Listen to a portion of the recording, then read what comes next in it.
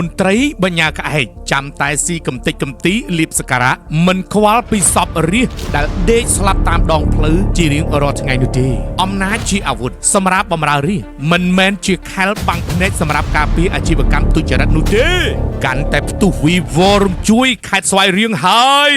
ពុកម៉ែបងប្អូនដំណឹងបន្ទាន់ផ្សព្វផ្សាយជាច្រើនលើកជាច្រើនសារហើយតែមិនរង្គើនោះទេនេះជាដំណឹង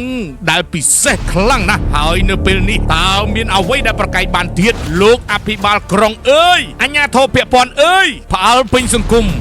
រឿងមន្ត្រីខ្វាក់ភ្នែកថ្លង់ត្រចៀកទុករាជងាប់តាមដងវិថីជារៀងរាល់ថ្ងៃនេះសម្រាប់យមអរហេមរហាម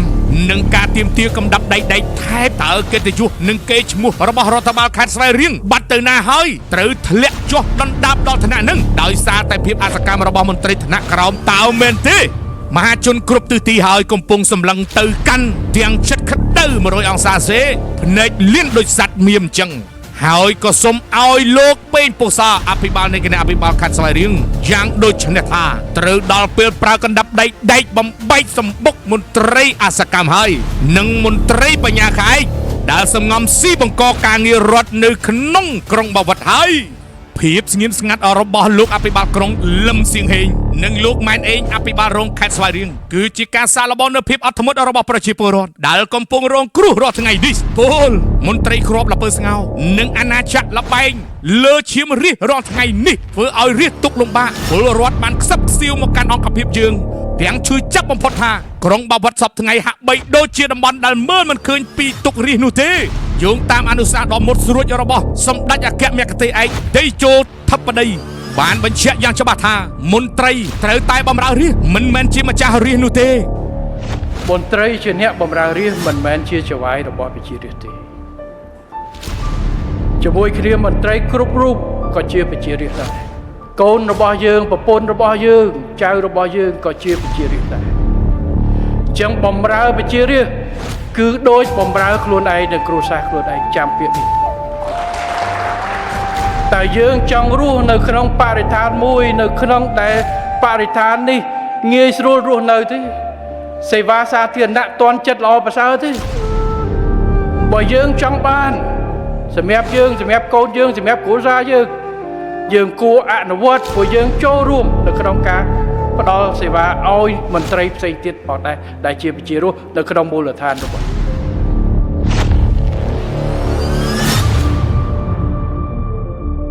ចុះហេតុអ្វីបានជាលោកលឹមសៀងហេងនិងលោកម៉ែនអេងបណ្ដាលឲ្យក្រុងបាវិតក្លាយជាកន្លែងដែលមានស្លាកល្បែងខ្វែងខ្វាត់តាមដងវិថីនិងកាស៊ីណូខារ៉ាអូខេនៅតាមដងវិថីដែលកន្លែងពិធីប្រជុំជនកន្លែងទេសចរខ្វែងខ្វាត់បែបនេះភ្លើងពណ៌ឆ្វេងឆ្វាត់តើមានតម្លៃជាងជីវិតមនុស្សតើមែនទេមហាជនបានដាក់ងារចំថាមន្ត្រីគ្រាប់ល្ពើស្ងោសម្លោះអត់ជាតិនេះនឹងជាមន្ត្រីខោបាល់ខ្ចៅខ្ចងក្តាមដែលទាល់តែត្រូវមួយដំបងបានវិលមុខទាល់តែជេរទើបធ្វើផ្លូវជាតិលេខ1ហុយទ្រលំប៉ះពាល់ដល់សុខភាពពុកម៉ែបងប្អូនប្រជាពលរដ្ឋជារៀងរាល់ថ្ងៃហើយចំណែកឯភ្លើងស្តុបសញ្ញាចរាចរណ៍គឺគ្មានទេធ្វើឲ្យបង្កគ្រោះថ្នាក់ស្លាប់ជារៀងរាល់ថ្ងៃចំណែកឯដីធ្លីរបស់ប្រជាពលរដ្ឋវិញត្រូវបានជន់អគតិរំលោភបំពានយកធ្វើជាអាជីវកម្មទុច្ចរិតបង្កឲ្យคล้ายជារណ្ដៅមរណៈហើយសម្រាប់សត្វពាហនៈនិងជីវភាពរាស្ត្រស្លូតត្រង់តើលោកអភិបាលខេត្តលោកពេញពោសាជ្រាបដែរឬទេថាមន្ត្រីក្រមអាវ៉ាតរបស់លោកកំពុងធ្វើឲ្យរាស្ត្រយមរហេមរហាមជារៀងរាល់ថ្ងៃនេះ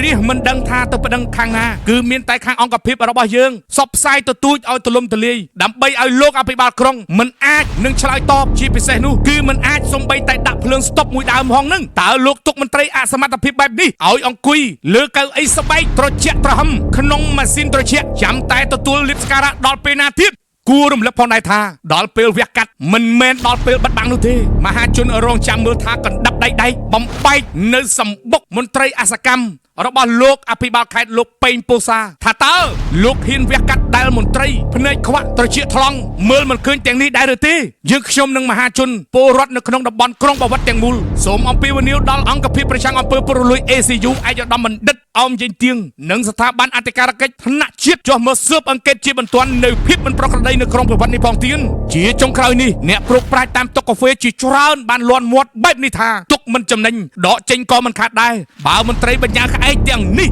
នៅតែបន្តប្រងើយកន្តើយគួរតែមានចំណាត់ការក្តៅវះសាច់ស្អុយបណ្ដេញចោលឬបញ្ឈរជើងជាបន្ទាន់ទៅកុំឲ្យមន្ត្រីរបៀបនេះធ្វើឲ្យបាត់បង់សេចក្តីជំនឿលើរាជរដ្ឋាភិបាលរាជត្រូវការតែដោះស្រាយជាក់ស្ដែងមិនមែនត្រូវការមន្ត្រីចាំតែស្ដាប់ពាក្យសរសើរពីអ្នកមានក្រាក់បែបនេះនោះទេសេចក្តីរាយការណ៍ដោយលោកលូសេងចាងវាង LSN លេខទូរស័ព្ទផ្ដល់ព័ត៌មានទាន់ហេតុការណ៍09790909908យុត្តិធម៌សម្រាប់រាជគឺជាបេសកកម្មដែលយើងមិនអាចបោះបង់បានឡើយហាងក្រុងធម្មជាតិជាជំរឿដ៏ល្អឥតខ្ចោះសម្រាប់សួនប្រណិតរបស់អ្នកពីហាងក្រុងធម្មជាតិទំនាក់ទំនងមកយើងខ្ញុំឥឡូវនេះ010 29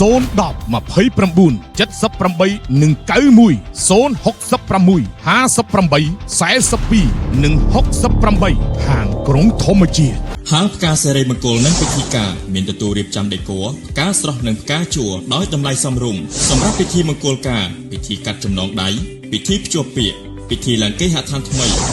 ឬទំនាក់ទំនងតាមរយៈលេខទូរស័ព្ទ096 57